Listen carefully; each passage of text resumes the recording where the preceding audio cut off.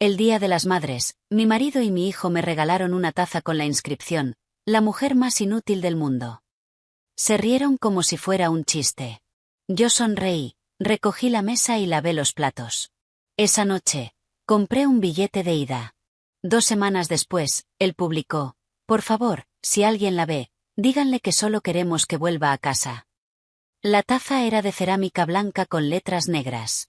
3 palabras que pondrían fin a mi matrimonio. La mujer más inútil del mundo.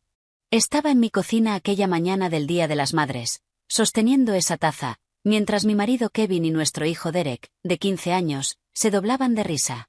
El teléfono de Derek apuntaba hacia mí, grabando cada segundo de mi reacción. Kevin se palmoteaba la rodilla como si fuera lo más gracioso que había presenciado en su vida. Sus carcajadas rebotaban contra las paredes que yo misma había pintado 3 veranos atrás, recorriendo la habitación que mantenía impecable para ellos. Antes de continuar, quiero agradecerte que estés aquí y que compartas estas historias que importan. Si crees que toda persona merece respeto y reconocimiento por sus contribuciones, considera suscribirte. Es gratuito y nos ayuda a llegar a más mujeres que necesitan escuchar esto. Ahora, veamos qué pasó después. Volví a leer las palabras. La mujer más inútil del mundo. No era un regalo con sorpresa escondida detrás. Era el regalo. El único regalo. Mi presente del Día de las Madres. Pero déjame ir al principio. Déjame contarte cómo llegué hasta aquí, de pie en esa cocina con el corazón rompiéndose mientras ellos se reían de mí. Me desperté a las 5:30 de la mañana, igual que todos los días. La alarma del teléfono sonó suavemente y la apagué antes de que pudiera despertar a Kevin. Él necesitaba dormir para el partido de golf que tenía planeado más tarde. Salí de la cama sin hacer ruido, mis pies encontraron las zapatillas que guardaba en mi lado, y bajé las escaleras a oscuras. La casa era mía durante esas primeras horas. Silenciosa, tranquila. Antes de que empezaran las exigencias, antes de convertirme en lo que todos necesitaban que fuera, tenía ese pequeño rincón de tiempo que solo me pertenecía a mí. Lo usaba para prepararme para ellos. Primero puse el café. A Kevin le gustaba fuerte, 2 cucharadas por taza, listo en el momento en que bajara. Programé el temporizador para que terminara de prepararse a las 6:45, exactamente cuando él solía aparecer. Mientras la máquina gorgojeaba y silbaba, saqué ingredientes de la nevera. Arándanos que había comprado frescos el día anterior. Huevos del cartón que guardaba en el estante del medio. Bacon del carnicero, del grueso, que era el que Derek prefería. Hice la masa de los crepes desde cero porque la de sobre nunca sabía igual. Fríe el bacon hasta que quedara crujiente pero sin quemarse, como insistía Kevin. Corté fresas y las dispuse en forma decorativa en los platos de la vajilla buena, la que solo usábamos para ocasiones especiales. Quería que ese día se sintiera especial. Quería que se dieran cuenta. La cocina olía a canela, vainilla y esperanza. Esperanza patética, visto en retrospectiva. Pero en ese momento creía que ese año podría ser diferente. Creía que podrían notar el esfuerzo, que podrían reconocer el amor que volcaba en cada pequeño gesto. Puse la mesa con cuidado. Tenedores a la izquierda, cuchillos a la derecha, servilletas dobladas en triángulo. Usé el bol de cristal que la madre de Kevin nos había regalado como regalo de boda para la ensalada de frutas. Le quité 2 manchas con el delantal antes de llenarlo. Todo tenía que ser perfecto. El uniforme de béisbol de Derek ya colgaba junto a la puerta, lavado y planchado. Sus zapatillas estaban limpias, con los cordones que había reemplazado la semana anterior cuando noté que los viejos se estaban deshilachando. Su botella de agua estaba llena y esperando en la nevera. Había comprobado el calendario del partido 3 veces para asegurarme de tener anotada la hora correcta. Las 2 de la tarde, en el campo propio. Estaría allí en las gradas como siempre, animándolo aunque apenas jugara ya. Esta era mi vida. Esto era lo que había construido a lo largo de 12 años de matrimonio y 17 de maternidad, si contaba el embarazo. Dejé mi carrera cuando Derek tenía 2 años. Había sido coordinadora de marketing en una empresa del centro, un trabajo que amaba, un trabajo en el que era buena. Estaba en camino de un ascenso a coordinadora senior. Mi jefa me había dicho en mi última evaluación que tenía futuro allí, que la empresa veía potencial en mí. Pero Kevin dijo que tenía sentido que uno de los dos se quedara en casa. Su trabajo pagaba más, tenía mejores beneficios, más posibilidades de crecimiento, y alguien tenía que estar disponible para Derek, para las citas médicas, las recogidas del colegio y los días de enfermedad que conlleva criar a un hijo. Estuve de acuerdo porque creía en construir algo juntos. Creía que el sacrificio era el fundamento de la familia. Pensé que éramos un equipo, así que lo dejé. Me quedé en casa. Aprendí a estructurar toda mi existencia en torno a apoyar el avance de Kevin y a criar a Derek para que fuera una buena persona. Asistí a todas las reuniones de padres y profesores, incluso a las que Kevin decía estar demasiado ocupado para ir. Coordiné todas las recaudaciones del colegio, pasando horas en las reuniones de la asociación de padres escuchando a otras madres debatir entre un mercadillo o un lavado de coches. Me acordé de todos los cumpleaños de la familia extensa de Kevin, compré todos los regalos, firmé nuestros 2 nombres en cada tarjeta. Aprendí a cocinar las recetas de su madre exactamente como ella las preparaba, aunque requirieran ingredientes que debía ir a buscar a una tienda especializada a 30 minutos de distancia. Planchaba las camisas de trabajo de Kevin todos los domingos por la noche mientras él veía el partido que fuera en la televisión. 5 camisas, perfectamente planchadas, colgadas en su armario, organizadas por color. Nunca me dio las gracias. Simplemente esperaba que estuvieran ahí. Transformé nuestra casa en algo que lucía mejor que cuando la compramos. Pinté paredes. Restauré muebles. Planté un jardín que florecía en colores coordinados. Cuando los compañeros de Kevin venían a cenar, lo felicitaban por su preciosa casa. Él aceptaba sus elogios sin mencionar en ningún momento que yo había hecho todo el trabajo. En algún punto de tanta entrega, me olvidé de preguntar qué recibía yo a cambio. O quizás tenía miedo de preguntarlo porque ya sabía la respuesta. Nada.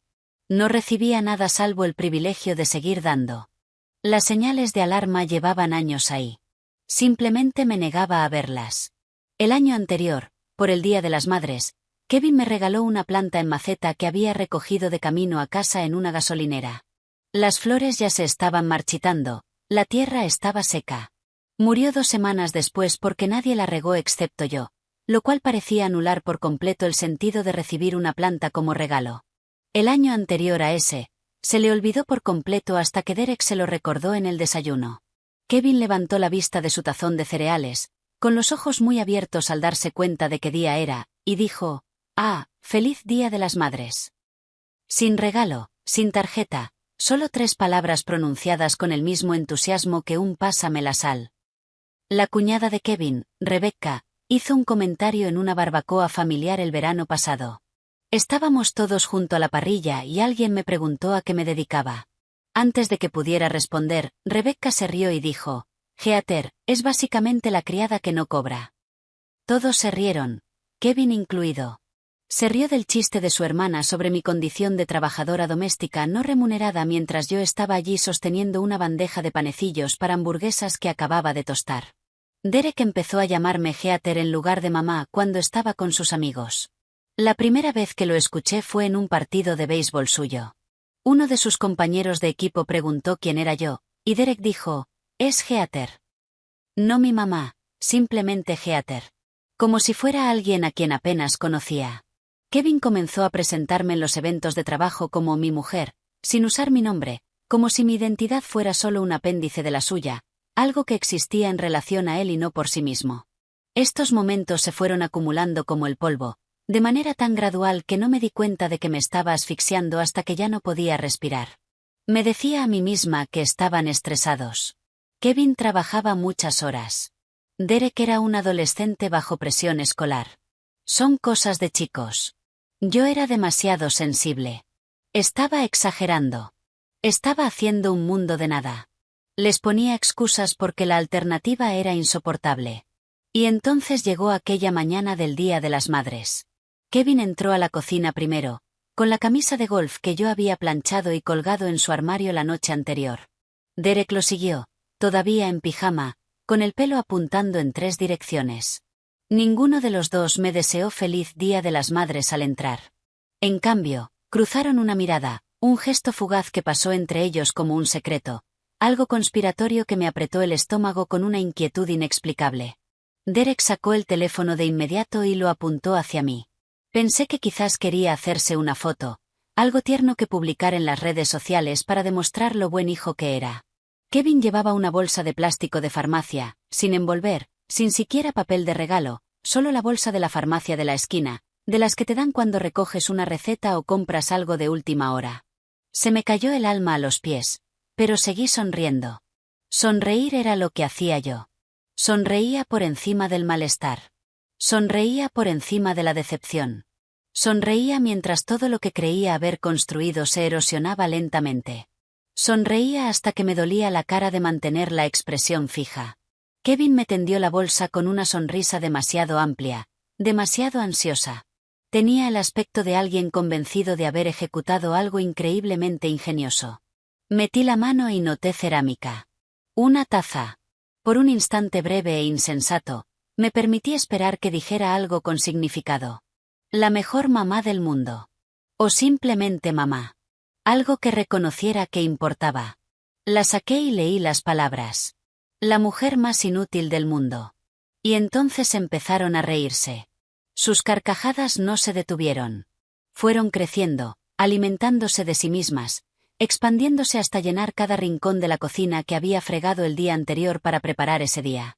Kevin se dobló hacia adelante, agarrándose al borde de la encimera para no caerse, como si la pura comicidad del momento le hubiera debilitado las rodillas. Derek tenía lágrimas rodándole por la cara, el teléfono todavía apuntándome, todavía grabando, capturando cada microsegundo de mi humillación en alta definición. Me quedé allí sosteniendo la taza, cerámica blanca, del tipo que se puede comprar en cualquier tienda de regalos por $7. Las letras negras estaban impresas en una tipografía gruesa sin serifa, imposible de mal interpretar. La mujer más inútil del mundo. Cada palabra golpeaba por separado. Mi cerebro luchaba por procesar lo que estaba viendo. No podía ser el regalo real. Tenía que haber algo más, un verdadero presente escondido en algún lugar, esperando el momento oportuno. Esto tenía que ser la preparación de un chiste con un remate que lo reencuadrara todo, que hiciera desaparecer la crueldad y la sustituyera por algo soportable. Pero Kevin no estaba buscando otro regalo. Derek no estaba diciendo te pillé. No había un segundo acto en esa función. Eso era todo. Era lo que pensaban de mí, destilado en 3 palabras e impreso en una taza para mi regalo del Día de las Madres. Miré a Kevin buscando en su cara algún indicio de que comprendía lo que acababa de hacer. Sus ojos brillaban de diversión. La boca estirada en una sonrisa que mostraba demasiados dientes. Tenía aspecto de orgullo genuino, como si hubiera conseguido algo digno de celebración. Derek bajó el teléfono ligeramente, secándose los ojos con el dorso de la mano libre. Seguía sonriendo, seguía recreándose en el chiste compartido con su padre. Los dos estaban en mi cocina, unidos en su entretenimiento, vinculados por mi dolor. La taza pesaba en mis manos, un peso imposible. Debería no pesar nada, apenas unos gramos de cerámica y esmalte. Pero sentía que sostenía algo mucho más denso, como si cargara el peso de cada momento en que me había convencido de que era valorada cuando solo era tolerada. Cada vez que les había puesto excusas. Cada vez que me había dicho que era demasiado sensible. Cada sacrificio que había hecho creyendo que construía algo. Todo estaba en esa taza. Todo reducido a un remate de chiste. Kevin dejó de reírse el tiempo suficiente para hablar. Se secó los ojos de manera teatral y dijo: «Tu cara. Dios mío, tu cara era perfecta. Derek, ¿lo has grabado?» Derek asintió, reproduciendo el vídeo en la pantalla de su teléfono. «Lo tengo. Esto es oro. Oro». Mi conmoción era oro para ellos. Mi dolor era contenido para compartir y del que reírse con personas que ni siquiera me conocían. Abrí la boca para decir algo. No sé qué pretendía decir. Quizás iba a preguntarles si hablaban en serio. Quizás iba a decirles que eso no tenía gracia. Quizás iba a preguntarles por qué pensaban que era aceptable. Pero antes de que saliera ninguna palabra, me oí reírme en su lugar. No era una risa verdadera. Era un sonido que producía con la garganta y la boca, una actuación de diversión que mi cuerpo generaba de forma automática después de 12 años de entrenamiento. Había aprendido a reírme de los chistes a mi costa. Había aprendido a encajarlo todo, a demostrar que podía aguantar, a probar que no era una de esas mujeres excesivamente sensibles que no soportan el humor. Así que me reí.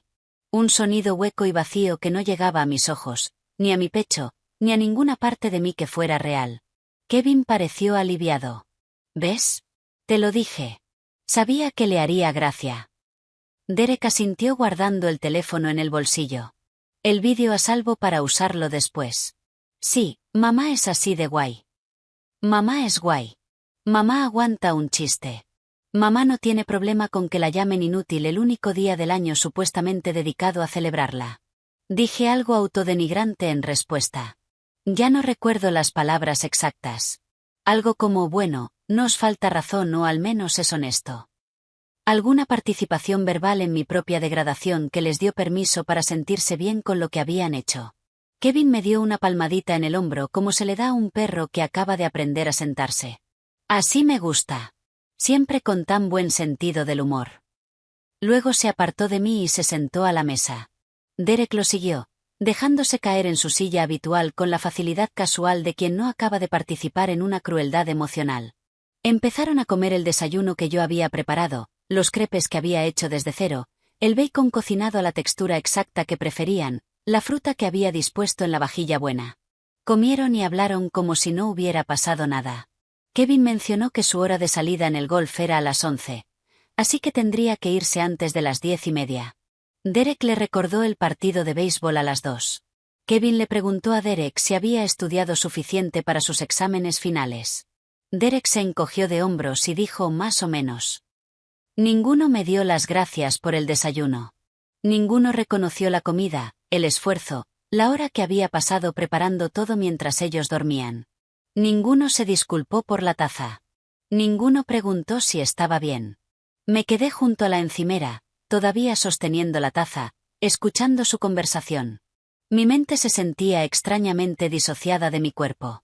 Me estaba observando desde fuera, contemplando a esa mujer con delantal que sostenía un regalo cruel mientras su familia comía, se reía y planeaba el día alrededor de su ausencia.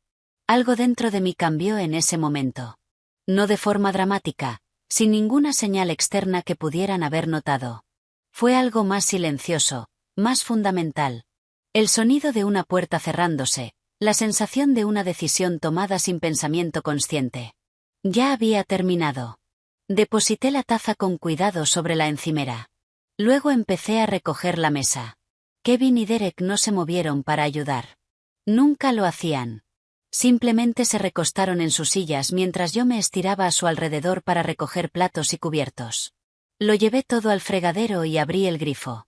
Teníamos lavavajillas, uno bueno que había investigado y elegido 2 años atrás, pero lavé los platos a mano de todas formas. La repetición mecánica me daba algo que hacer con las manos mientras mi mente procesaba lo que acababa de ocurrir. El jabón creaba burbujas con olor artificial a limón. Fregué cada plato a fondo, enjuagando el sirope y las migas. Detrás de mí, Kevin y Derek se movieron al salón. Oí el televisor encenderse, el volumen subiendo cuando encontraron algún partido de baloncesto. Sus voces llegaban desde el interior de la casa comentando estadísticas de jugadores y clasificaciones de equipos. Una conversación normal, fácil y cómoda, sin el menor peso de haber roto algo irreparable en esa familia. Miré por la ventana sobre el fregadero. El jardín que había plantado era visible desde allí. Las rosas estaban en flor, de un rojo intenso y una forma perfecta, porque yo las cuidaba cada semana. Las alimentaba con fertilizante especializado. Podaba los tallos muertos. Las regaba en los periodos de sequía. Todo lo que tocaba en esa casa florecía, prosperaba y lucía hermoso. Todo menos yo. Pensé en la taza que quedaba sobre la encimera a mi espalda. La mujer más inútil del mundo. Pensé en el teléfono de Derek grabando mi conmoción, capturando mi dolor para reproducirlo y compartirlo con personas que nunca conocerían el contexto, que solo verían la superficie del chiste sin entender lo que significaba. Pensé en la total falta de conciencia de Kevin ante lo que acababa de destruir. En su convicción genuina de que yo lo encontraría gracioso, de que me reiría junto a ellos, de que aceptaría ese último desprecio hacia mi valor con elegancia y humor. No sabía que acababa de terminar nuestro matrimonio. No sabía que la mujer que lavaba los platos en ese fregadero ya estaba planeando su marcha. No sabía que su mujer inútil estaba a punto de convertirse en su exmujer. Me sequé las manos en el trapo de cocina, lo doblé con cuidado y lo colgué en su gancho correspondiente. Luego pasé por delante del salón donde estaban viendo la televisión. Ninguno levantó la vista. Ninguno me llamó. Ninguno se dio cuenta de que estaba abandonando la habitación. Subí las escaleras hasta nuestro dormitorio y cerré la puerta detrás de mí. Me senté en el pequeño escritorio del rincón donde guardaba los documentos del hogar y abrí el portátil. La pantalla cobró vida proyectando luz azul sobre mi cara. Abrí una ventana del navegador en modo incógnito y escribí una sola frase en la barra de búsqueda. Vuelos de ida. Me temblaban las manos mientras desplazaba la pantalla entre las opciones. No de miedo, no de duda, sino de otra cosa. Algo que se sentía como anticipación, como alivio, como el primer aliento después de demasiado tiempo bajo el agua. Me iba. Solo tenía que decidir a dónde. Portland, Oregón. Lo seleccioné de la lista de destinos disponibles porque estaba suficientemente lejos como para que Kevin no pensara en buscarme allí, y porque nunca había estado. Sin recuerdos, sin asociaciones, solo distancia y la posibilidad de convertirme en alguien nuevo. El vuelo salía en 2 semanas. 14 días para prepararme.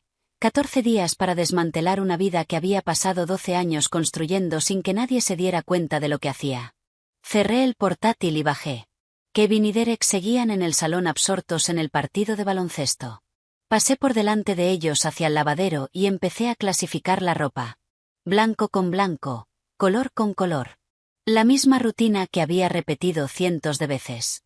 Solo que esta vez estaba contando. Contando cuántas de mis propias prendas podía empacar sin dejar un hueco visible en el armario. Cuántos pares de zapatos podía llevarme sin dejar espacios vacíos que pudieran despertar preguntas. Contando los días que faltaban para no tener que volver a separar los calcetines de Kevin. Ese primer día marcó el patrón de los 13 que siguieron.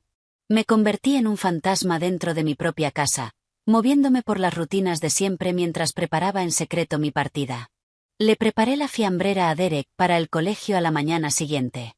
Sándwich de pavó, rodajas de manzana, barrita de granola, el mismo almuerzo que había preparado cientos de veces.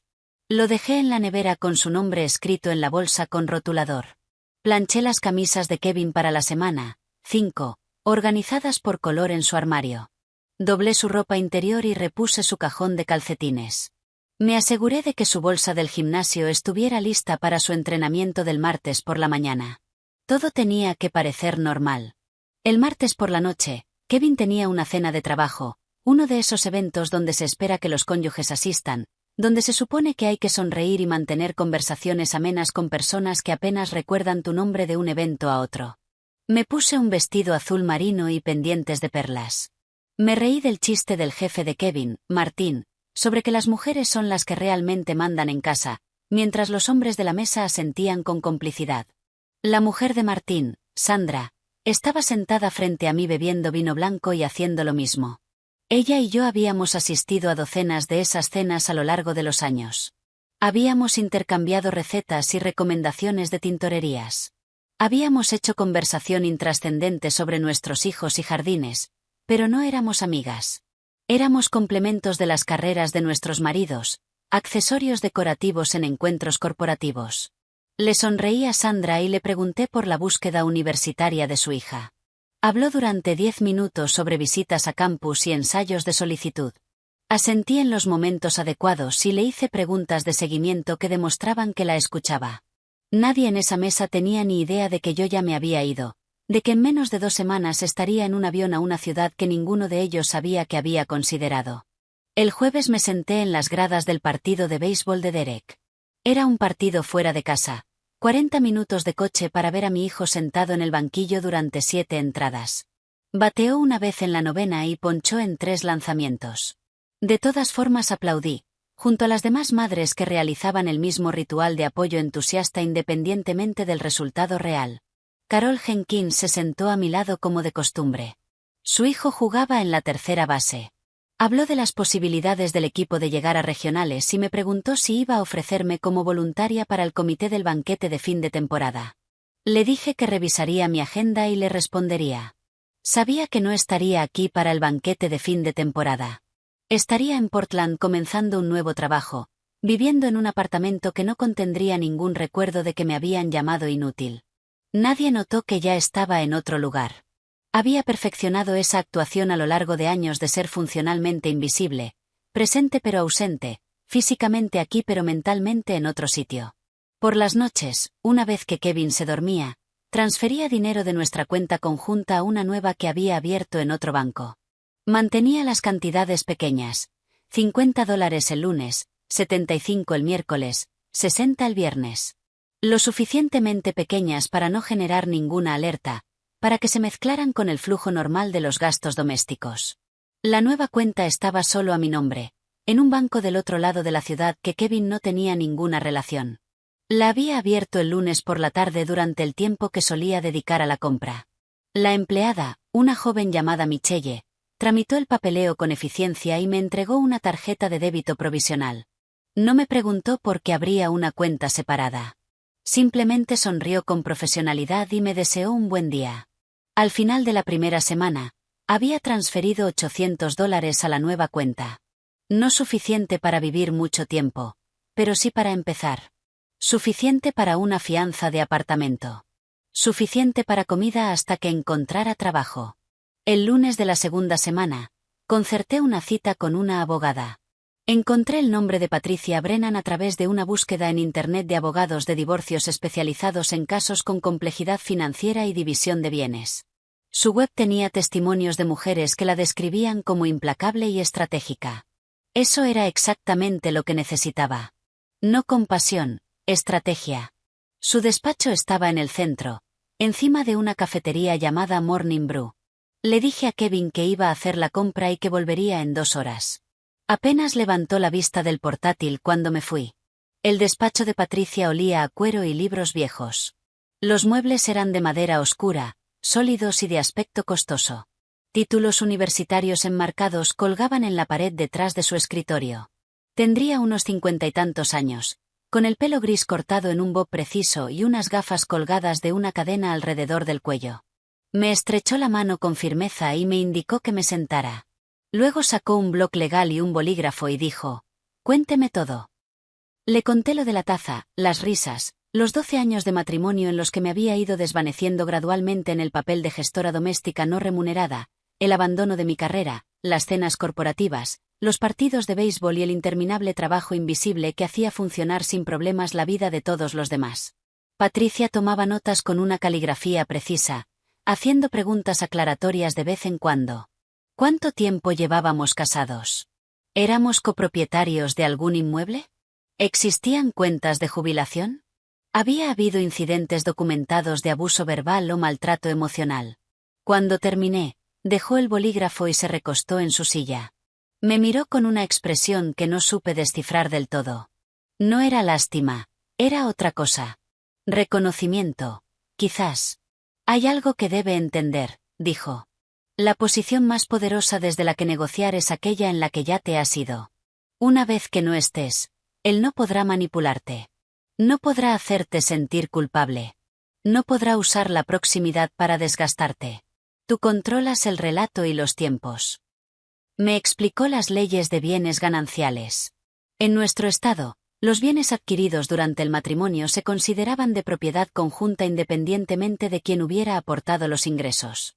La casa en la que vivíamos, comprada 8 años atrás, era ganancial. La cuenta de jubilación de Kevin, financiada a lo largo de nuestro matrimonio, era ganancial. La cartera de inversiones que él gestionaba, acumulada durante nuestro matrimonio, era ganancial. Sacrificaste tu carrera para apoyar su avance, dijo Patricia. Eso tiene valor monetario. Aportaste trabajo doméstico no remunerado que le permitió concentrarse en su trabajo sin distracciones. Eso tiene valor monetario. Tienes derecho a la mitad de todo, y yo me aseguraré de que lo obtengas. Me preguntó si estaba dispuesta a luchar. Me di cuenta de que llevaba años lista. Solo necesitaba que alguien me dijera que tenía derecho a hacerlo. La contraté antes de salir del despacho. Me dio instrucciones sobre los pasos siguientes: documentar todo, reunir registros financieros, recopilar pruebas de contribuciones y maltrato, construir un caso sólido. A lo largo de los días siguientes, Me convertí en archivista de mi propia vida. Fotografié cada habitación de la casa, documentando las mejoras que había realizado, las paredes que había pintado, los apliques que había instalado, las estanterías empotradas que había diseñado y mandado construir en el salón. Hice copias de 12 años de declaraciones de la renta conjuntas. Descargué extractos bancarios que mostraban el flujo de dinero durante nuestro matrimonio. Imprimí evaluaciones de rendimiento de mi antiguo trabajo de marketing, pruebas de la trayectoria profesional que había abandonado. Hice capturas de pantalla de las publicaciones de Derek en redes sociales. Las de cuando me etiquetaba como la cocinera con un emoji de risa. La historia de Instagram en la que me grababa limpiando la cocina con el texto servicio doméstico gratis. El TikTok en el que bromeaba diciendo que yo era su conductor personal de Uber. Guardé correos electrónicos que Kevin había enviado a compañeros. Uno en el que se quejaba de que yo quisiera asistir a un evento de trabajo, llamándome exigente por esperar ser incluida. Otro en el que hacía un chiste sobre las esposas y sus costosas aficiones, aunque mi único hobby era mantener la casa en la que él vivía. Cada pieza de evidencia era otro ladrillo en el muro que estaba levantando entre mi vida antigua y lo que viniera después. El expediente crecía cada día. Documentación de contribuciones, prueba del desprecio, evidencia de que yo había estado allí, de que había importado, aunque ellos nunca lo hubieran notado. La mañana de mi partida me desperté a las 5:30 como siempre. Preparé el desayuno, crepes también, aunque no los especiales del Día de las Madres. Unos normales con la mezcla que había en la despensa. Puse la taza de café de Kevin y el zumo de naranja de Derek. Bajaron a sus horas habituales. Kevin mencionó que tenía una conferencia regional que lo retendría hasta tarde. Derek me recordó que tenía finales esa semana y que estudiaría en casa de su amigo Marcus después del colegio. Ninguno preguntó por mis planes. Ninguno notó que llevaba el vestido burdeos que Kevin había criticado alguna vez. Ninguno vio la maleta que había cargado en el coche al amanecer, escondida en el maletero bajo una manta vieja. Cuando se fueron, recorrí la casa por última vez. No lloré. No sentí tristeza. Simplemente observé las habitaciones que pronto pertenecerían a la vida de otra persona. Cerré la puerta sin echar la llave. Que Kevin se encargara de eso cuando llegara a una casa vacía. Conduje hasta el aeropuerto con las manos firmes sobre el volante. Las tasas del aparcamiento se fueron acumulando en la zona larga estancia C mientras yo firmaba el contrato de arrendamiento de un estudio amueblado en el sureste de Portland. La propietaria era una mujer llamada Iris, de unos 60 y tantos años, con el pelo plateado recogido en un moño holgado y unas gafas de lectura colgadas de una cadena de cuentas alrededor del cuello. Me recibió en la entrada del edificio, una estructura estrecha de 3 pisos encajada entre una tienda de ropa vintage y un restaurante tailandés. El barrio olía a café y asfalto mojado por la lluvia. La gente pasaba con bolsas de tela y bicicletas, moviéndose al ritmo pausado de quienes han elegido esa zona precisamente porque no exige ninguna actuación. Iris abrió la puerta a pie de calle y me llevó por 2 tramos de escaleras. El apartamento estaba en el 3er piso, unidad 3B. Me entregó las llaves sin hacer preguntas. Sin curiosidad sobre por qué alquilaba amueblado, sobre de dónde venía ni por qué había llegado con una sola maleta. Simplemente me señaló dónde estaba el termostato. Me explicó que la recogida de basura era los martes y me mencionó que el mercado de la esquina abría hasta las 11 por si necesitaba algo. El apartamento era pequeño. Una habitación que funcionaba a la vez de dormitorio y sala de estar, con una cocinilla a lo largo de una pared y un baño con el espacio justo para darse la vuelta. Los muebles eran dispares pero estaban limpios. Un futón con una funda azul deslavada, una mesa pequeña con 2 sillas, una estantería con libros que el inquilino anterior había dejado. La ventana daba a unas calles estrechas bordeadas de árboles viejos que empezaban a teñirse con los colores del otoño. Era mío. Era lo único que importaba. Nadie allí sabía que había sido esposa o madre o el remate de un chiste cruel. Nadie sabía nada de la taza, ni de las risas, ni de los 12 años que había pasado desapareciendo dentro de la vida de otra persona. Deshice la única maleta, colgué la ropa en el armario pequeño, coloqué los artículos de aseo en el mueble del baño. Todo lo que poseía en esa ciudad cabía en una sola pieza de equipaje y aún así sobraba espacio para lo que había dejado atrás. Esa primera tarde, fui al mercado de la esquina que había mencionado Iris. Era el tipo de lugar que vendía productos ecológicos junto a marcas convencionales, con letreros escritos a mano que anunciaban miel local y pan recién hecho. Llené una cesta con comida que me gustaba de verdad. Queso curado en lugar del suave que prefería Kevin. Pan de masa madre en lugar de pan integral. Café con sabor de verdad en lugar de la marca insípida que a Derek le parecía suficiente. Fresas porque me apetecían, no porque alguien las hubiera pedido. El cajero, un chico joven con varios piercings en las orejas y una sonrisa amable, metió mis compras en bolsas y me deseó buenas noches. Las llevé de vuelta a mi apartamento y lo coloqué todo en la pequeña nevera. Mi comida, mis elecciones, mi vida. Preparé la cena con lo que había comprado. Queso, pan y fresas. Sencillo. Exactamente lo que quería. Comí sentada en la escalera de incendios, a la que se accedía por la ventana, mirando cómo el atardecer se asentaba sobre tejados que no reconocía. El cielo se tiñó de naranja, rosa y violeta, colores tan saturados que parecían artificiales. Estaba sola, completamente sola en una ciudad donde no conocía a nadie. Y no me sentía sola. Estaba descubriendo que había una diferencia entre la soledad y el estar a solas. La soledad era desear una compañía que no tenías. Esto era libertad. El lunes por la mañana actualicé mi currículum. 12 años aparecían como una laguna en mi historial laboral, un espacio en blanco donde debería haber habido una carrera. Describí lo que había hecho durante esos años usando un lenguaje que traducía el trabajo doméstico a terminología corporativa. La gestión del hogar se convirtió en coordinación de operaciones. El presupuesto familiar, en planificación financiera. El trabajo voluntario, en gestión de proyectos y relaciones con grupos de interés. Envié solicitudes a 17 empresas de marketing en todo Portland. Para el miércoles, había recibido respuesta de 5. 3 eran rechazos amables que citaban mi prolongada ausencia del sector. 2 solicitaban una entrevista. La primera fue con una gran empresa corporativa del centro. El responsable de selección, un hombre de unos 40 años con un traje caro, dedicó la mayor parte de la reunión a preguntarme por qué había estado tanto tiempo sin trabajar y si realmente estaba comprometida a volver. Usó frases como habilidades oxidadas y experiencia desactualizada. Salí de esa entrevista sabiendo que no aceptaría un puesto allí aunque me lo ofrecieran. La segunda entrevista fue diferente. Horizon Collective operaba desde un almacén reconvertido en un barrio industrial que artistas y pequeños negocios estaban transformando lentamente. El edificio tenía paredes de ladrillo visto y techos altos con vigas metálicas. Plantas colgaban de ganchos creando pequeñas bolsas de verde por todo el espacio de trabajo abierto. Simone Keller, la responsable de selección, me recibió en una pequeña sala de reuniones con una pared de ventanas que daba a la calle.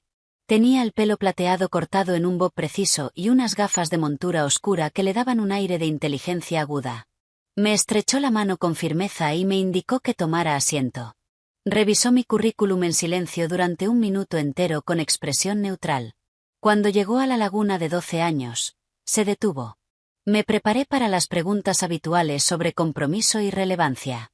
En cambio, levantó la vista y preguntó, ¿qué habilidades desarrolló durante ese tiempo? La pregunta me sorprendió. No porque había dejado de trabajar, sino que había aprendido mientras estaba fuera. Le expliqué la gestión de proyectos a través de la coordinación de actividades escolares, la optimización del presupuesto a través del manejo de las finanzas domésticas, la coordinación con múltiples interesados a través de las relaciones con profesores, entrenadores y familia extensa, la gestión de crisis a través de situaciones de todo tipo, desde urgencias médicas hasta cambios de último minuto en la agenda. Simone escuchó sin interrumpir. Cuando terminé, sonrió.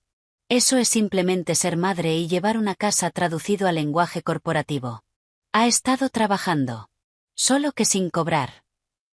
Me explicó que Horizon Collective estaba especializada en campañas de marketing para organizaciones sin ánimo de lucro.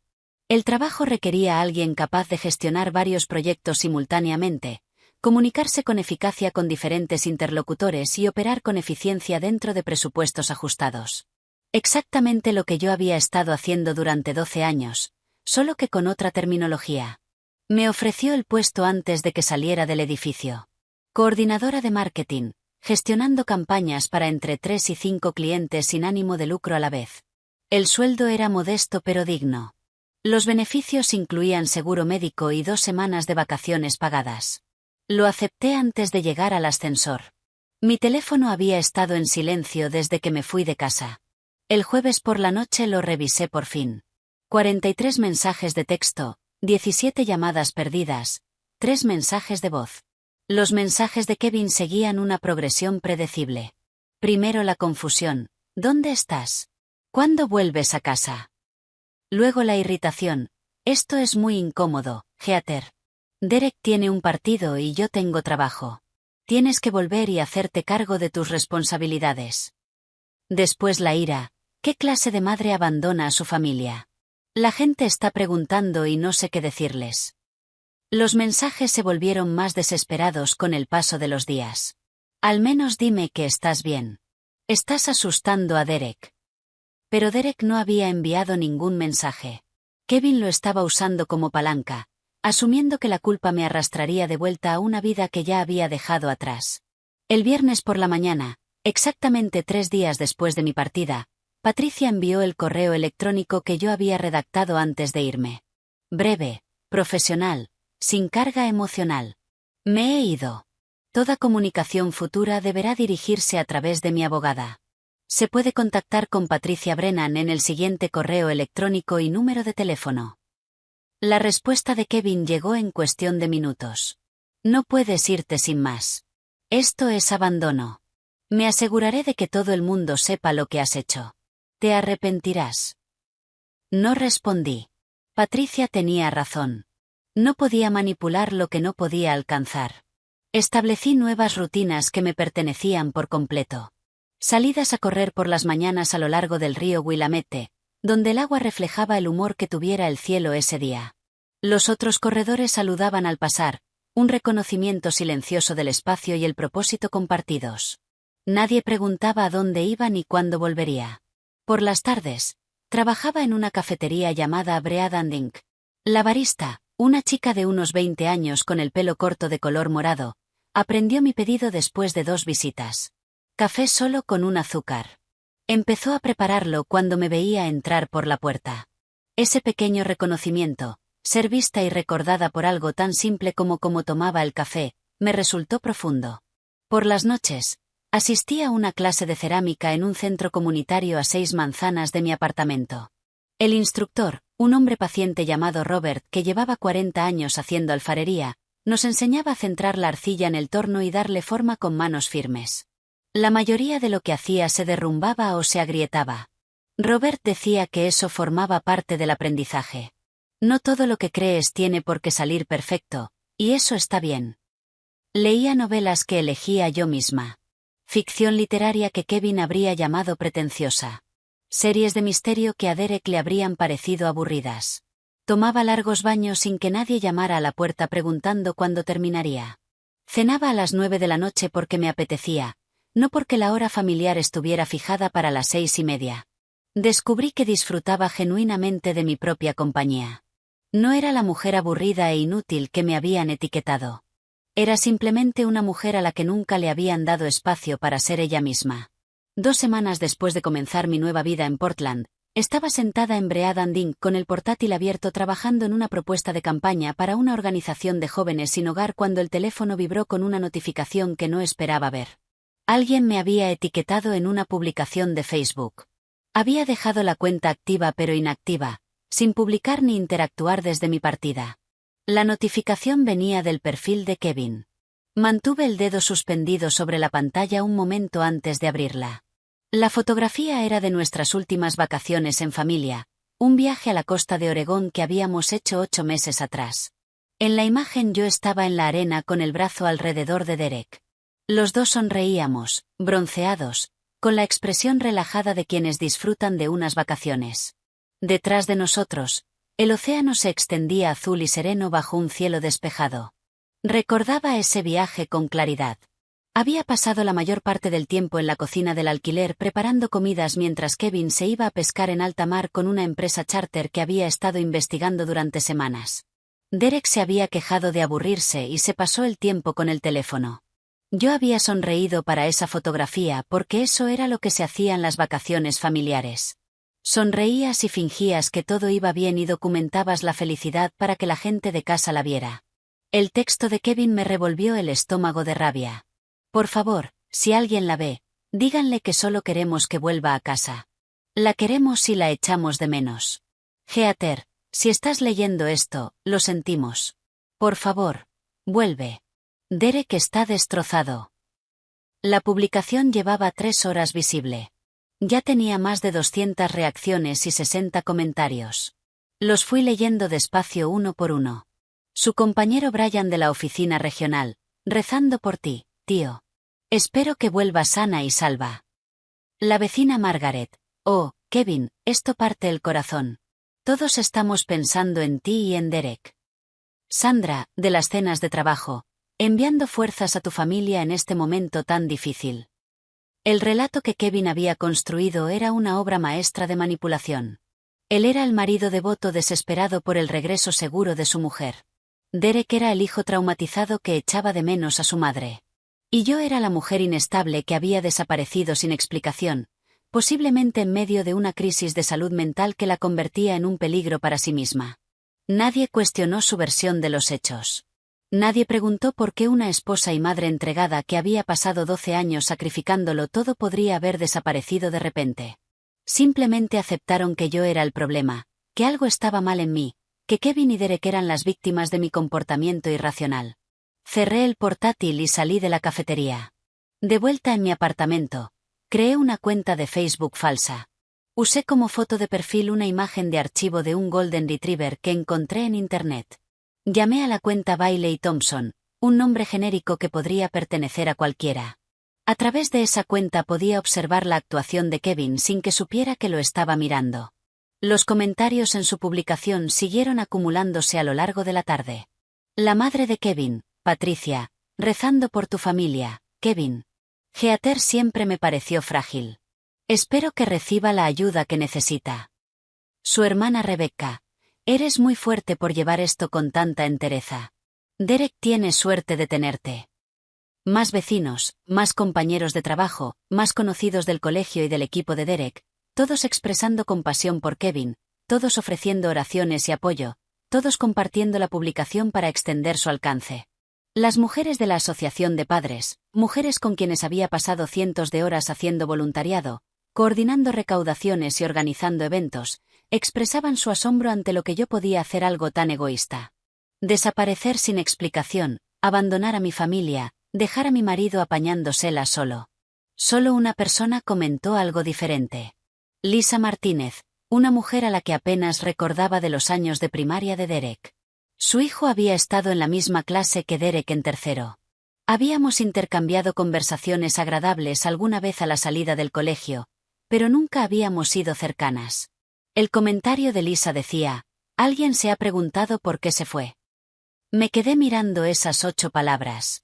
Alguien había hecho la pregunta que nadie más parecía dispuesto a plantearse.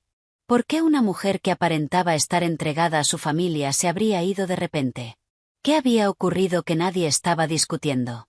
El comentario de Lisa no recibió ningún me gusta. En menos de una hora, 2 personas le habían respondido. Este no es el momento de buscar culpables. Kevin ya tiene suficiente sin que la gente lo cuestione. Lisa no volvió a comentar. Hice capturas de pantalla de todo. La publicación de Kevin, los comentarios, las reacciones, el relato que estaba construyendo sobre mi inestabilidad y su condición de víctima. Todo documentado y guardado en una carpeta que llamé Evidencias.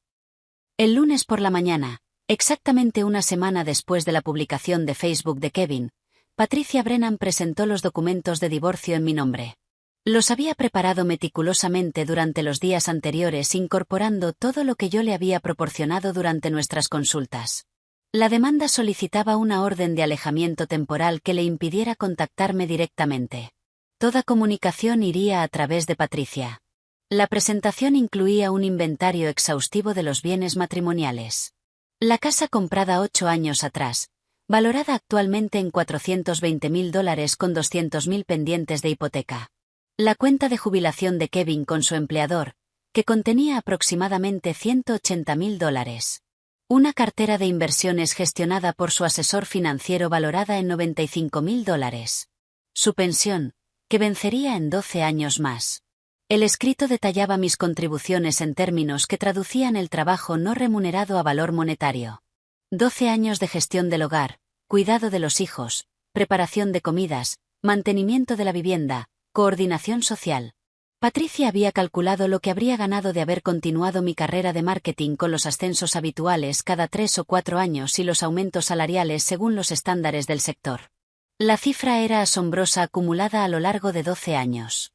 La presentación incluía una declaración explicando por qué me había ido. Maltrato emocional continuado y falta de respeto que culminaron en el incidente del Día de las Madres, cuando recibí una taza que me tachaba de inútil mientras mi marido y mi hijo se reían y grababan mi humillación para distribuirla en redes sociales. Patricia organizó para que los papeles fueran entregados a Kevin en su oficina. Eligió el momento deliberadamente. El miércoles por la tarde, durante una reunión con su director regional y 2 compañeros. El notificador entró a la sala de reuniones, preguntó por Kevin Calvel por su nombre y le entregó el sobre delante de todos. Impacto máximo, humillación máxima. No sentí ningún remordimiento por el carácter público de la notificación. Solo la satisfacción de que experimentara una pequeña parte de lo que yo había sentido de pie en esa cocina sosteniendo la taza. Esa tarde tomé una decisión. Reactivé mi propia cuenta de Facebook, inactiva desde mi partida. Mi foto de perfil estaba desactualizada, mostraba una versión de mí misma de 3 años atrás en un picnic de empresa, sonriendo de una manera que ya no se parecía en nada a cómo era o me sentía. Había fotografiado la taza antes de irme. Una imagen sencilla con la taza centrada sobre un fondo blanco, con las letras negras claramente legibles. La mujer más inútil del mundo. Subí esa fotografía y escribí un texto. El Día de las Madres, mi marido y mi hijo me regalaron esta taza. Se rieron como si fuera un chiste. Yo sonreí, recogí la mesa y lavé los platos. Esa noche compré un billete de ida. A todos los que preguntan a dónde fui a un lugar donde no soy inútil. No etiqueté a Kevin. No etiqueté a Derek. No los nombré ni añadí contexto adicional. Simplemente expuse los hechos y dejé que la imagen hablara por sí sola. Publiqué a las 9:30 del miércoles por la noche y cerré el portátil. No me puse a mirar las reacciones. Tomé un baño, leí 3 capítulos de la novela que tenía en la mesilla y me dormí. A la mañana siguiente, la publicación se había compartido 500 veces. Al mediodía, 3000. Mi teléfono, que tenía en silencio, mostraba 147 notificaciones. Cuando por fin lo revisé, mensajes de mujeres con las que no había hablado en décadas. Amigas de la universidad, excompañeras de trabajo, parientes lejanas. Siempre supe que algo no iba bien. Eras demasiado buena para él. Gracias por compartir esto. Mi ex hizo cosas parecidas. Los comentarios en mi publicación desbordaban de apoyo y reconocimiento. Mujeres que compartían sus propias historias de haber sido menospreciadas, de haber sido tratadas como funciones antes que como personas, de haber tenido que reírse de su propia devaluación. Y, lo que era más significativo, la narrativa en torno a la publicación de Kevin cambió de forma drástica. La gente empezó a comentar con preguntas. ¿Por qué le había hecho semejante regalo a su mujer? ¿Qué clase de marido trata así a la madre de su hijo? Las reacciones de compasión se volvieron escépticas. Las oraciones se convirtieron en críticas. Varias mujeres que habían asistido a aquellas cenas corporativas con sus propios maridos me enviaron mensajes privados. Sandra, que se había sentado frente a mí en la mesa durante años haciendo conversación, escribió algo que me apretó la garganta. Siempre noté algo raro en cómo te hablaba. La manera en que te interrumpía en las cenas me incomodaba, pero nunca dije nada. Lo lamento. Me alegra que haya salido. Otras 3 esposas de la empresa de Kevin enviaron mensajes similares. Todas lo habían notado. A todas les había incomodado. Todas habían guardado silencio porque no era asunto suyo meterse en el matrimonio de otra persona. La imagen cuidadosamente construida de Kevin se estaba desmoronando en tiempo real. Los comentarios en sus publicaciones se redujeron. Sus amigos dejaron de interactuar con su contenido. Según una de las esposas que me escribió, su jefe lo había retirado discretamente de un proyecto de alta visibilidad que lo habría posicionado para un ascenso. El escrutinio público estaba afectando a su reputación profesional de maneras que no había anticipado. Se estaba volviendo invisible, Exactamente lo que yo había sido durante 12 años. 4 días después del fallido intento de Kevin por controlar el relato, recibí un correo de Derek. El mensaje apareció en mi bandeja de entrada un jueves por la tarde mientras trabajaba en la campaña de alfabetización en mi mesa de cocina. El correo era formal de una manera que se sentía antinatural en un chico de 15 años. Las frases estaban cuidadosamente construidas, el tono medido y controlado. Podía notar que Kevin lo había revisado antes de que Derek lo enviara. Mamá, no entiendo por qué te fuiste. Te echo de menos. ¿Podemos hablar? El mensaje era corto, solo 3 frases, pero podía leer las capas que había debajo de las palabras.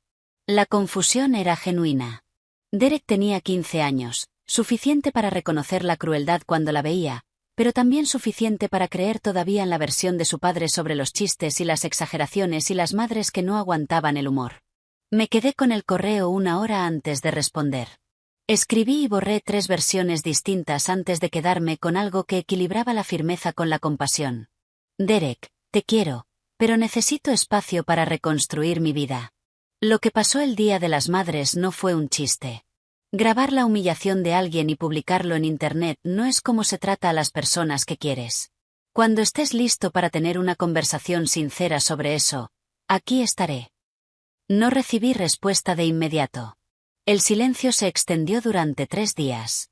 Volví a mis rutinas, trabajando en Geraisen Collective durante el día, asistiendo a la clase de cerámica por las noches, saliendo a correr junto al río cada mañana antes de que la ciudad despertara del todo. Luego, el domingo por la tarde, llegó un segundo correo, más corto esta vez. La formalidad había desaparecido, sustituida por algo que sonaba más a la voz real de Derek. Tienes razón. Lo siento. Papá está muy enfadado con el tema del divorcio. ¿Puedo visitarte? Respondí en cuestión de minutos, dándole mi dirección y señalando los fines de semana en que estaría disponible. La puerta estaba abierta. Solo tenía que elegir cruzarla. La vista preliminar del divorcio estaba programada para un miércoles por la mañana de finales de octubre. Patricia me había preparado para lo que debía esperar. Una sala de tribunal aséptica, una jueza que había escuchado cientos de casos similares, argumentos del abogado de Kevin intentando minimizar mis contribuciones y maximizar sus derechos. La sala olía a cera para suelos y café rancio. Los fluorescentes zumbaban en el techo bañando todo en una luz institucional y plana. Kevin llegó con un traje azul marino a medida que yo le había ayudado a elegir 2 años atrás para una conferencia regional. Tenía todo el aspecto del profesional de éxito al que le habían ocurrido circunstancias injustas. Su abogado era exactamente lo que me esperaba, un hombre de unos 60 años con el pelo plateado y un reloj caro, que se movía con la arrogancia casual de alguien acostumbrado a ganar. Se sentó junto a Kevin en la mesa del demandado revisando documentos con un aire de confianza absoluta. Patricia se sentó a mi lado con una chaqueta gris práctica y pocas joyas. Su actitud era tranquila, concentrada, completamente imperturbable ante la actuación que se desarrollaba al otro lado del pasillo. Me había dicho durante nuestra preparación que las juezas calan enseguida los teatros. Lo que importaba era la documentación y la ley. El abogado de Kevin abrió con el argumento que Patricia había predicho. Kevin había sido el principal sustento económico durante el matrimonio. Había construido la cuenta de jubilación y la cartera de inversiones gracias a su propio trabajo y disciplina financiera. Yo había elegido dejar mi carrera, una decisión que nadie me había impuesto. Y ahora pretendía reclamar la mitad de unos bienes que no había ganado. El argumento se expuso con fluidez, con la dosis justa de simpatía hacia Kevin para que pareciera razonable antes que vengativo. Observé la cara de la jueza buscando alguna reacción y no encontré ninguna. Escuchaba sin expresión, tomando notas de vez en cuando. La réplica de Patricia fue devastadora en su precisión. Presentó el sacrificio profesional que yo había hecho, incluida la documentación de mi rendimiento y trayectoria antes de dejarlo.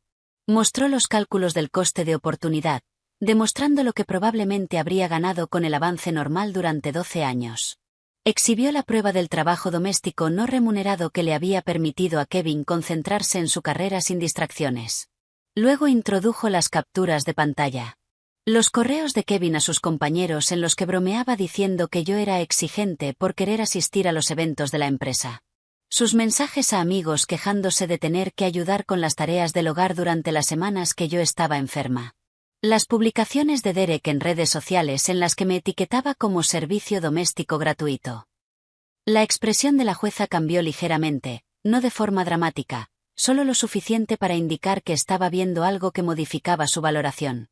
El abogado de Kevin protestó, alegando que las capturas estaban sacadas de contexto y representaban incidentes aislados más que un patrón. Patricia señaló con calma que los incidentes aislados a lo largo de 12 años constituían un patrón. Cuando ambas partes terminaron sus argumentos, la jueza revisó sus notas en silencio durante lo que pareció un tiempo prolongado. La sala estaba completamente en silencio salvo por el zumbido de los fluorescentes y el sonido lejano de pasos en el pasillo exterior. Por fin levantó la vista y habló. Su voz era mesurada y profesional, con el peso de quien ha tomado esas decisiones muchas veces antes. Que uno de los cónyuges priorice la carrera del otro no reduce el derecho del cónyuge contribuyente a los bienes matrimoniales. La evidencia presentada demuestra un trabajo no remunerado sustancial que benefició directamente el avance profesional del cónyuge que generaba ingresos. Se concede una manutención conyugal provisional de $3.000 mensuales, con efecto inmediato y pendiente del acuerdo final de divorcio. La cara de Kevin se puso colorada. Su abogado se inclinó a susurrarle algo que no pude oír. Patricia permaneció completamente inmóvil a mi lado, con la expresión neutral, aunque capté el más leve atisbo de satisfacción en sus ojos. Sentí algo que no experimentaba desde hacía años. No exactamente felicidad, sino algo más sólido, la reivindicación, el reconocimiento de que mis contribuciones tenían valor, de que mi sacrificio tenía sentido, de que la ley veía lo que Kevin se había negado a reconocer. Los pagos provisionales de manutención comenzaron la semana siguiente. $3.000 depositados en mi cuenta el primero de cada mes. La cantidad era suficiente para reducir mi jornada en Geraisen Collective de tiempo completo a 30 horas semanales, dándome espacio para centrarme en otros aspectos de la reconstrucción de mi vida. Me matriculé en un programa de certificación profesional en estrategia avanzada de marketing digital. El contenido era exigente de maneras que hacía tiempo había olvidado disfrutar. Requería análisis, creatividad y pensamiento estratégico que era como ejercitar músculos que no había usado en años. También empecé terapia con la doctora Angela Morrison, una psicóloga que Patricia me había recomendado especializada en ayudar a mujeres a recuperarse de relaciones emocionalmente abusivas. Su consulta estaba en una casa reconvertida cerca del centro, con muebles cómodos y ventanas que daban a un jardín que alguien cuidaba con esmero. En nuestra primera sesión, la doctora Morrison me pidió que describiera mi matrimonio en una frase. Pensé un momento y dije, pasé 12 años haciéndome más pequeña para que otra persona se sintiera más grande. Ella asintió despacio y anotó algo en su libreta. Luego levantó la vista y dijo, ahora aprenderemos a ocupar espacio de nuevo. Aprender a ocupar espacio de nuevo requería más que la guía de la doctora Morrison y los cursos de certificación. Requería enfrentarme a las relaciones que había dejado atrás y determinar cuáles podían reconstruirse y cuáles necesitaban quedar en el pasado. Derek llegó un viernes por la tarde de principios de noviembre. Había tomado el autobús Greyhound desde casa, un viaje de 4 horas que Kevin se había negado a facilitar.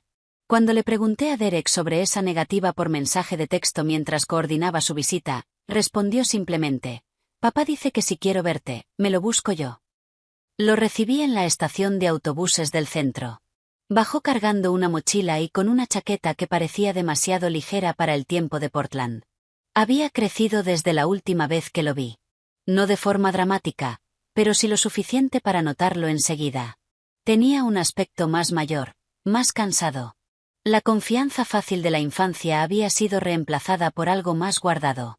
Caminamos a un restaurante a 3 manzanas de mi apartamento. Un local llamado The Brass Tap que servía hamburguesas y tenía cabinas con respaldos altos que creaban intimidad. Nos sentamos frente a frente y durante los primeros 15 minutos ninguno de los dos abordó nada de fondo. Derek me habló de sus clases.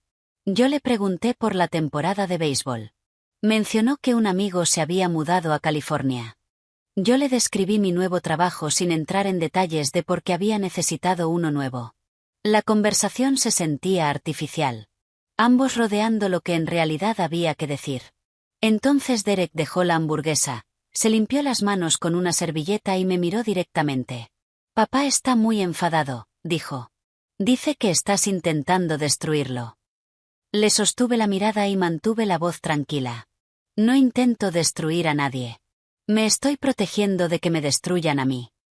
Derek bajó la vista al plato, removiendo las patatas fritas sin comérselas. Dice que lo estás dejando sin nada. La casa, el dinero de la jubilación, todo. Tuvo que mudarse a un sitio más pequeño por el acuerdo de divorcio. Había anticipado esa conversación. Patricia me había advertido que Kevin usaría a Derek como mensajero, que se presentaría como víctima de un sistema injusto diseñado para castigar a los hombres. Elegí mis palabras con cuidado. Derek, la sentencia la dictó una jueza según la ley estatal. Los bienes acumulados durante el matrimonio se consideran de propiedad conjunta, independientemente de quien generara los ingresos. Dejé mi carrera para apoyar el avance de tu padre y estar disponible para ti. Ese sacrificio tiene valor. No me estoy quedando con nada que no me pertenezca legalmente. Siguió removiendo las patatas. Él lo presenta como si te hubieras ido porque estabas aburrida o algo así. Como si te hubieras cansado de ser madre y quisieras empezar de cero. ¿Es eso lo que piensas tú? Derek dudó. No sé qué pensar. Te fuiste sin más. Un día estabas allí preparando el desayuno como siempre y al siguiente habías desaparecido y papá estaba histérico y todo el mundo en el colegio me preguntaba si estaba bien. Me incliné ligeramente hacia adelante, con las manos visibles sobre la mesa. ¿Puedo preguntarte algo con sinceridad? ¿Recuerdas lo que tú y tu padre me regalaron el Día de las Madres? Su expresión cambió. Una incomodidad le atravesó la cara. La taza. ¿Recuerdas lo que ponía? Asintió despacio. La mujer más inútil del mundo. ¿Pensabas que tenía gracia en ese momento? Derek desvió la vista mirando algo por encima de mi hombro. Papá decía que te haría gracia. Decía que siempre había sabido encajar ese tipo de cosas. Parecía que me hacía gracia. Guardó silencio un momento largo. Cuando habló, su voz era más baja. No, parecías herida. Pero luego te reíste. Así que pensé que quizás estaba bien. Me reí porque eso es lo que me había enseñado a hacer. Me reí porque había pasado 12 años siendo la persona que aguantaba un chiste, que no creaba momentos incómodos, que sonreía aunque la trataran como si no importara. Pero no estaba bien, Derek. Y grabar mi reacción para publicarla en internet tampoco estaba bien. La cara de Derek se sonrojó. No lo publiqué. Iba a hacerlo. Pero luego te fuiste y parecía raro publicarlo después. ¿Por qué ibas a publicarlo? Se removió inquieto en el asiento. No sé. Papá pensó que sería gracioso, como mostrar que en nuestra familia podemos tomarnos el pelo entre nosotros. A tu costa. Supongo que no lo pensé así en ese momento. Respiré y elegí mis siguientes palabras con cuidado. Derek, necesito que entiendas algo. No me fui porque estuviera aburrida ni cansada de ser madre. Me fui porque quedarme me estaba destruyendo como persona. Me había hecho tan pequeña, había renunciado a tanto de mí misma, que casi no existía ya, salvo como alguien que servía las necesidades de los demás.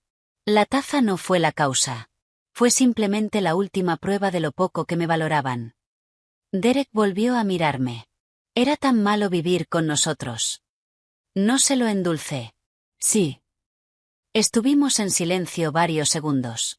El ruido del restaurante continuaba alrededor de nosotros, otras conversaciones y risas de otras mesas, pero nuestra cabina se sentía aislada de todo eso. Lo siento, dijo Derek al fin. Nunca lo había pensado así. Simplemente asumí que así eran las cosas. Papá trabajaba y tú te encargabas de todo lo demás. No me planteé si era justo. Eras un niño. No era tu responsabilidad cuestionar si el matrimonio de tus padres era equitativo. Pero ya no eres un niño. Tienes 15 años, edad suficiente para reconocer cuando alguien está siendo tratado mal, aunque esa persona sea tu madre. Asintió despacio. Papá ahora habla de ti de otra manera. Como si fueras el enemigo o algo así. Es raro. ¿Cómo te sientes tú con eso? No sé. Confuso, supongo. Echo de menos cómo eran las cosas, pero también estoy empezando a entender por qué no podías quedarte. Hizo una pausa y añadió, ¿puedo volver a visitarte? Con regularidad. Cuando quieras. La puerta siempre está abierta. Hablamos 3 horas más.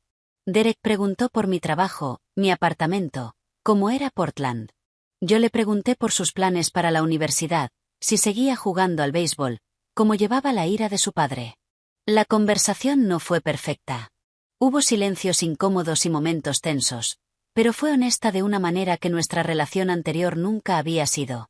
6 meses después de mi partida, el divorcio quedó finalizado.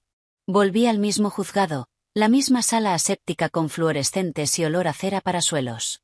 Patricia estaba a mi lado. Kevin estaba al otro lado del pasillo con su abogado, ambos con expresiones de frustración apenas contenida. La jueza revisó el acuerdo final y declaró el matrimonio legalmente disuelto. Recibí exactamente lo que la vista preliminar había establecido. La mitad del capital de la vivienda, lo que obligó a Kevin a venderla y mudarse a una propiedad más pequeña. La mitad de su cuenta de jubilación. La mitad de la cartera de inversiones. El acuerdo era justo, calculado con precisión según la ley estatal y distribuido conforme a una jurisprudencia claramente establecida. Kevin me miró con rencor desde el otro lado de la sala mientras la jueza hablaba. Lo miré a él y no sentí nada. Ni ira, ni satisfacción, ni siquiera alivio.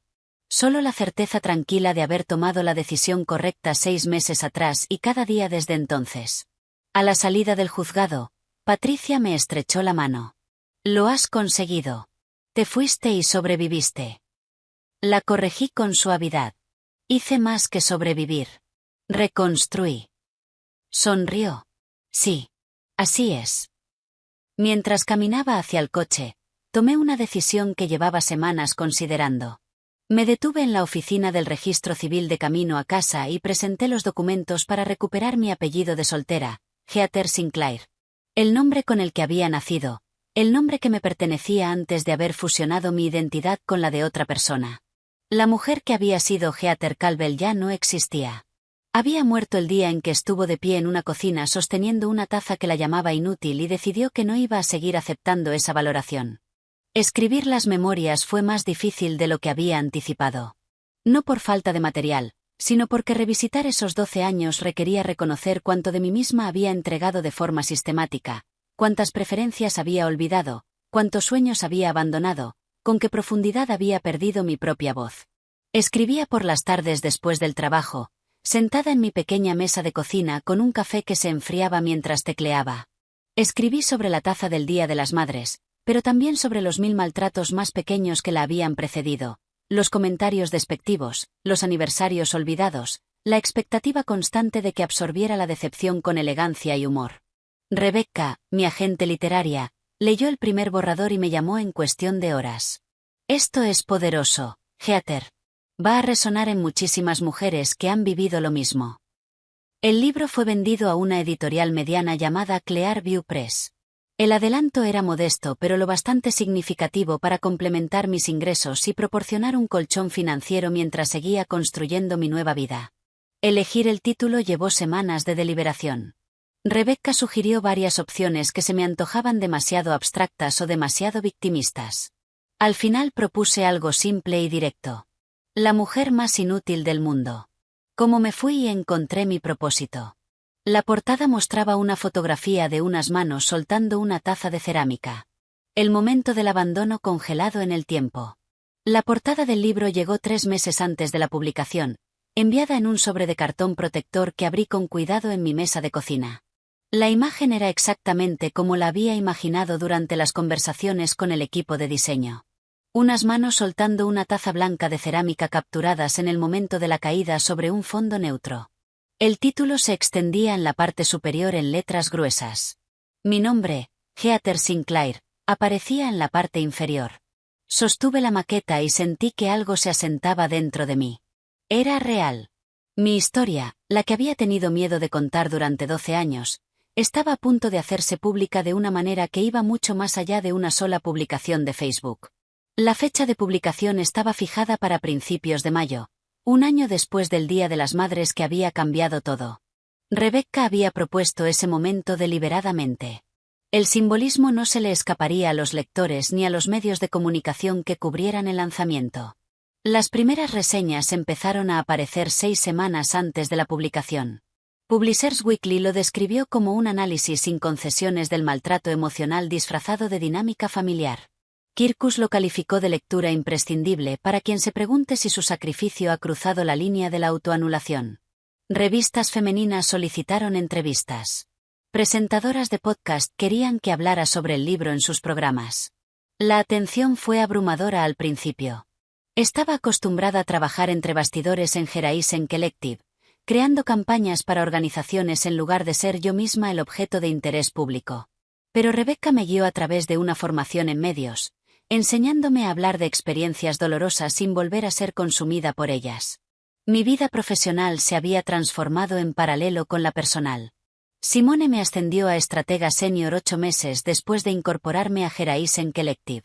El puesto conllevaba una mayor responsabilidad en las relaciones con clientes y el desarrollo de campañas, junto con un salario que superaba lo que había ganado en mi anterior trabajo de marketing antes de dejar el sector. Y, lo que era aún más significativo, superaba lo que Kevin ganaba actualmente en su puesto de ventas regional. Lo supe porque Derek lo mencionó durante una de sus visitas de fin de semana, sin malicia, como un simple dato. Su padre se había quejado del dinero con frecuencia desde el acuerdo de divorcio, al parecer sin comprender que la división de bienes ordenada por un tribunal no era negociable según sus opiniones sobre la justicia. El ascenso me permitió liderar campañas que resultaban significativas de maneras que mi trabajo anterior nunca había tenido. Desarrollé estrategias de captación de fondos para una organización de jóvenes sin hogar que superaron su objetivo anual en 40%. Creé campañas de concienciación para un banco de alimentos que resultaron en 3 nuevas alianzas corporativas. Trabajé con una organización de prevención de la violencia doméstica en mensajes que alcanzaron comunidades que sus programas no habían llegado a cubrir antes. Mis compañeros buscaban mi opinión en las decisiones importantes. Valoraban mi perspectiva e incorporaban mis ideas a su propio trabajo. Cuando surgían preguntas sobre públicos objetivo o estrategias de comunicación, la gente venía a mi despacho a preguntarme qué pensaba. Ser reconocida como competente, que se valoraran mis contribuciones, que se apreciara mi experiencia en lugar de tolerarme como infraestructura. Esas experiencias me resultaban profundas aunque deberían haber sido ordinarias. Las invitaciones a conferencias llegaban con regularidad. Organizaciones centradas en el desarrollo profesional de las mujeres querían que participara en mesas redondas sobre la reincorporación laboral tras periodos de cuidado.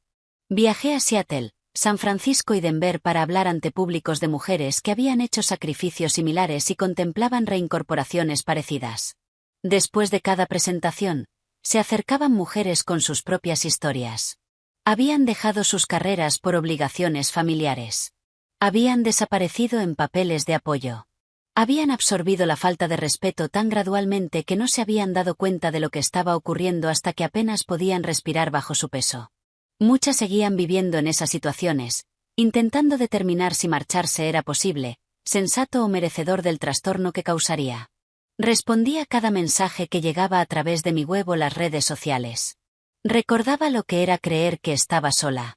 Pensar que mi experiencia era única. Preguntarme si el problema era yo y no la situación. Si compartir mi historia ayudaba aunque fuera una sola mujer a reconocer que merecía algo mejor, la vulnerabilidad de hacerla pública estaba justificada. Mi vida personal se convirtió en algo que construí de forma deliberada en lugar de algo que me ocurrió por defecto. Salí en citas de vez en cuando, con cautela, probando cómo se sentían las relaciones cuando se elegían en lugar de caer en ellas. Marcus, un diseñador gráfico que conocí en una exposición de arte a la que Simone me invitó, me llevaba a galerías y realmente escuchaba cuando le explicaba qué pinturas me resonaban y por qué. Claire, una directora de una organización sin ánimo de lucro con la que colaboré en una campaña, me invitó a hacer senderismo y nunca esperó que yo gestionara toda la planificación ni el peso emocional de mantener la amistad. Ninguna de esas relaciones se convirtió en algo serio, y descubrí que estaba genuinamente cómoda con eso. No necesitaba a una pareja que validara mi existencia ni le diera sentido a mi vida. Había aprendido a valorar mi propia compañía, a disfrutar de la soledad sin vivirla como abandono. Las amistades que cultivé eran recíprocas de maneras que mis relaciones anteriores no habían sido. Simone me enviaba artículos que pensaba que me interesarían, y yo hacía lo mismo. Quedábamos a comer y hablábamos de los desafíos del trabajo y de las dificultades personales con igual implicación en las experiencias de la otra.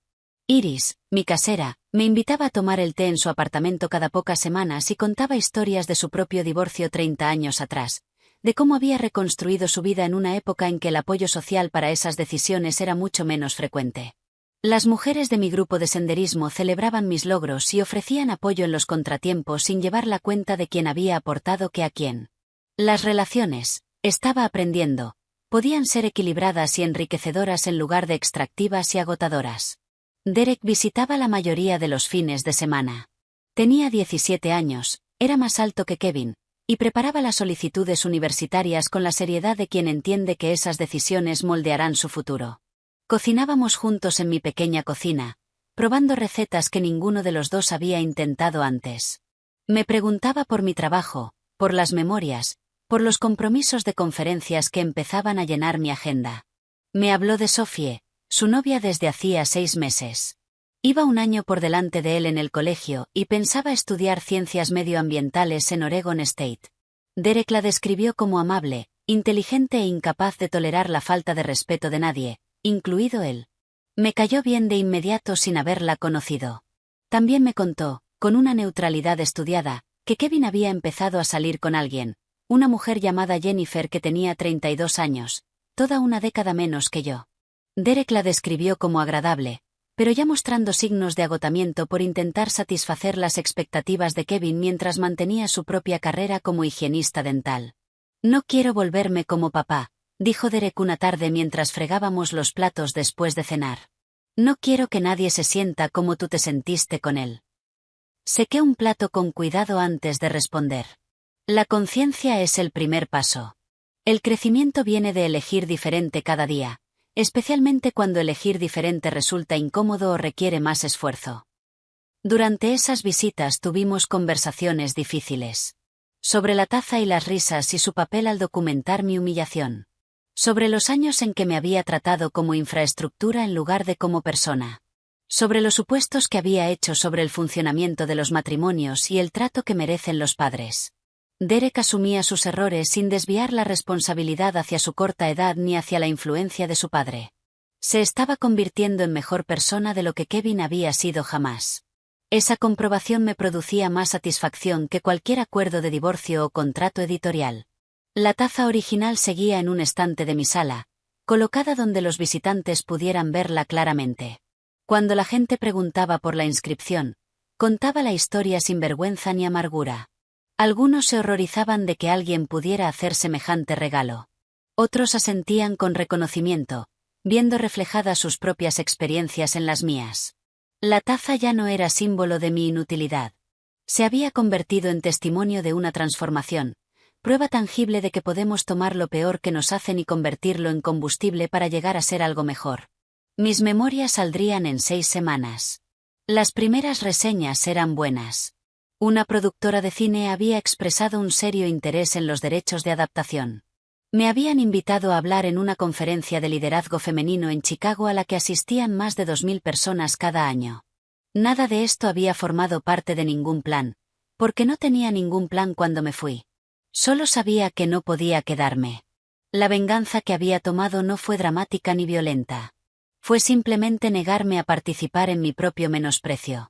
Fue construir una vida tan indiscutiblemente plena que todos los que habían aceptado la versión de Kevin se vieron obligados a reconsiderar sus suposiciones.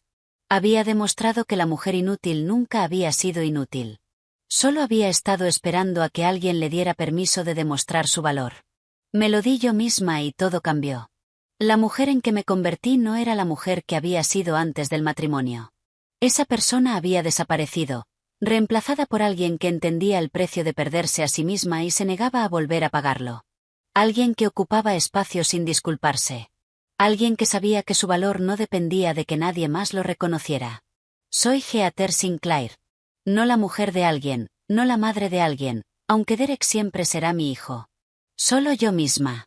Por fin, completamente, sin disculpas, yo misma. Y con eso más que tengo suficiente.